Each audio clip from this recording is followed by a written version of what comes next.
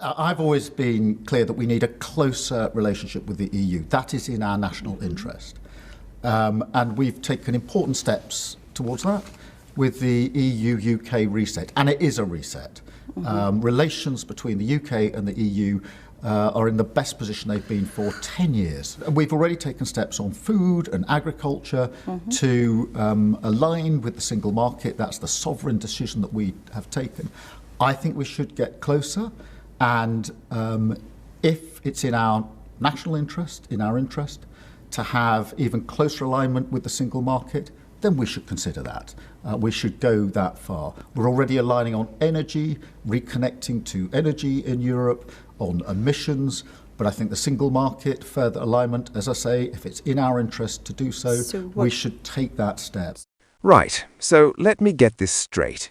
We've got the Prime Minister of the United Kingdom, Sir Keir Starmer, locking horns with Donald Trump over a massive frozen island that belongs to Denmark.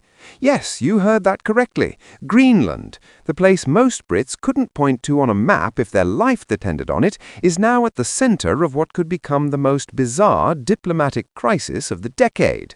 Trump wants it, Denmark says absolutely not, and Starmer has decided, in what can only be described as a moment of either extraordinary principle or catastrophic political miscalculation, to stand shoulder to shoulder with the Danes against the most powerful man in the world. The result? Britain could be staring down the barrel of crippling tariffs, a fractured special relationship, and a geopolitical mess that makes Brexit look like a minor administrative hiccup. Buckle up, because this is about to get properly mental. Before we dive headfirst into this glorious mess, do me a quick favor. If you are finding this even remotely interesting, smash that subscribe button right now. Seriously, over 94% of you watching have not subscribed yet. It is free, takes literally 1 second, and honestly means the world to us here at British Mirror. Cheers if you have already done it. Right, back to the chaos. So let us set the scene, shall we? Donald Trump, fresh into his latest stint as President of the United States, has decided that Greenland, a self-governing territory of Denmark with a population smaller than Wolverhampton, is absolutely essential to American national security. He has been banging on about buying it, acquiring it, liberating it, whatever verb makes it sound less like imperialism and more like a property development opportunity. Denmark, unsurprisingly, has told him where to shove it. But Trump, being Trump, he has not taken no for an answer. Instead, he has doubled down, threatening tariffs on Denmark and anyone daft enough to back them. Enter Sir Keir Starmer, who has apparently decided that standing up to bullies is more important than keeping the special relationship special.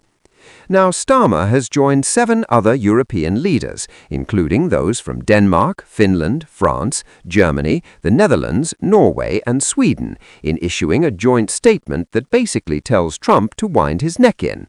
They have declared full solidarity with Denmark and Greenland, condemned the tariff threats as undermining transatlantic relations, and warned of a dangerous downward spiral. They have also made it abundantly clear that they are committed to upholding sovereignty and strengthening Arctic security. All very noble, very principled, very European Union, which is ironic considering we spent the last decade trying to get out of that particular club. But here's where it gets properly sticky. Professor Anthony Glees, speaking to GB News, has warned that Starmer's stance could cause serious harm to Britain.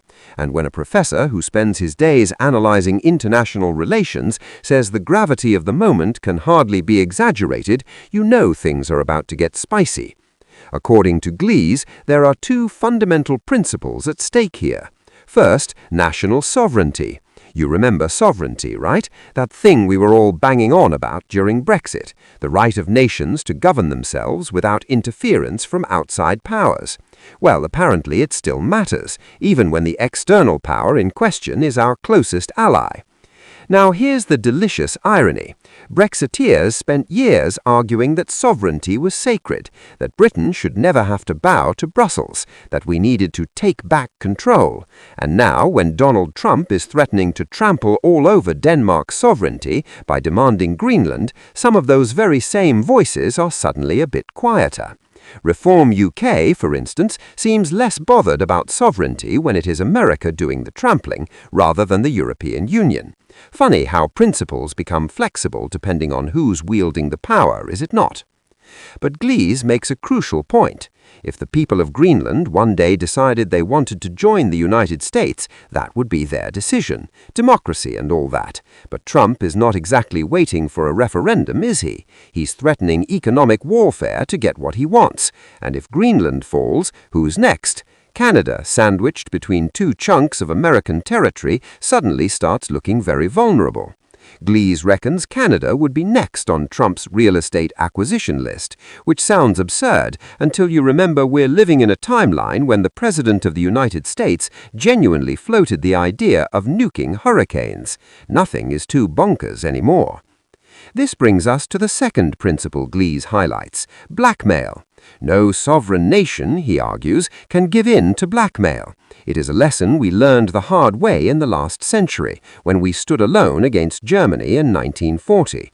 Britain didn't cave to the bullies then, and Glees is arguing we shouldn't cave now. Every school kid knows that if you give in to a bully once, they'll come for more. Trump is not going to stop at Greenland. If he gets away with this, what's to stop him demanding the Falklands next? Or Gibraltar? Or, I don't know, Cornwall? Okay, maybe not Cornwall, but you get the point. The problem is, this bully is not some random authoritarian regime we can cheerfully sanction into oblivion. This is the United States of America, our strongest and most important ally, the country we fought 2 world wars alongside, the country we share intelligence with, military bases with, nuclear technology with. The special relationship is not just diplomatic fluff, it's the bedrock of British foreign policy. And now Starmer is risking all of that over a frozen rock in the North Atlantic that most Brits could care less about. So why is he doing it? Well, partly because he genuinely believes in the principle of sovereignty. Starmer is many things, but he's not a pushover. He has calculated that Britain cannot be seen to endorse aggressive land grabs by any country, even America. If we give Trump a pass on Greenland, what message does that send to Russia over Ukraine, or China over Taiwan? The entire rules-based international order, which Britain has spent decades helping to build, starts to crumble if powerful countries can just take whatever they fancy through threats and intimidation. But there is a massive gap between theory and execution. What the government has actually created is a piece of content so tone-deaf, so obviously performative, that it has become a lightning rod for mockery. The dramatic music, the action movie editing, the whole vibe of it screams, "trying too hard." It feels like when your dad tries to use youth slang and somehow makes everything infinitely more awkward. How do you do, fellow border security enthusiasts? It is the governmental equivalent of that. And here is the truly delicious irony in all of this. The government launched this TikTok account presumably to control the narrative around migration and border security. They wanted to show strength, competence, results. Instead, they have handed their critics an absolute gift. They have created a focal point for every joke, every criticism, every ounce of skepticism about their migration policies. The comment section of that lone video has become a digital town square where the British public is exercising its God-given right to take the absolute piss out of authority figures who have made themselves look silly. The question we must ask is, what were they thinking?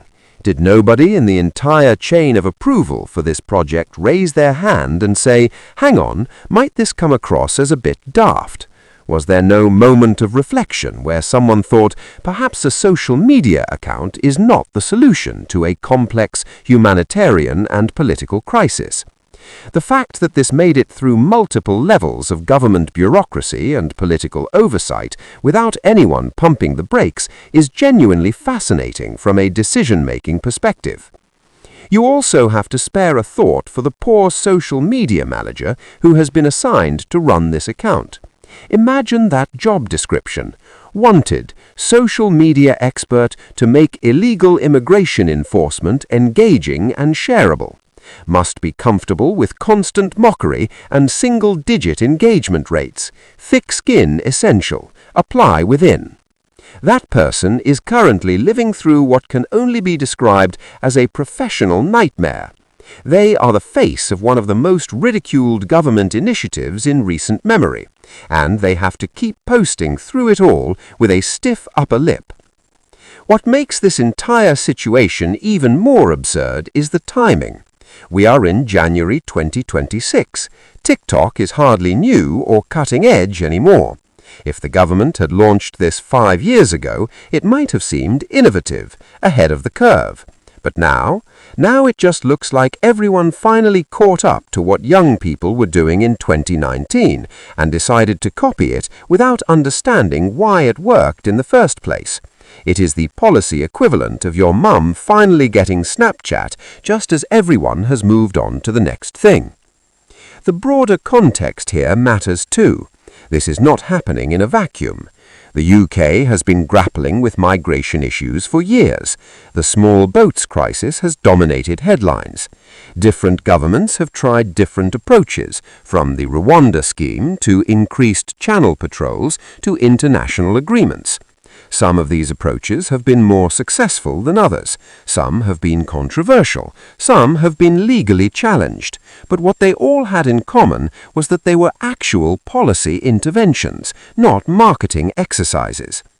That is ultimately what makes this TikTok account so frustrating for people across the political spectrum.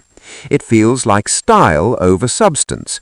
It feels like the government is more concerned about appearing to do something than actually doing something effective. And when you combine that perception with the fact that the execution has been so spectacularly poor that even the attempt to appear effective has failed, you end up with this perfect storm of ridicule. The deeper issue is trust. When governments resort to what look like gimmicks, it erodes public trust in their ability to handle serious issues. People want to believe their leaders are focused on solving problems, not on getting followers and engagement metrics.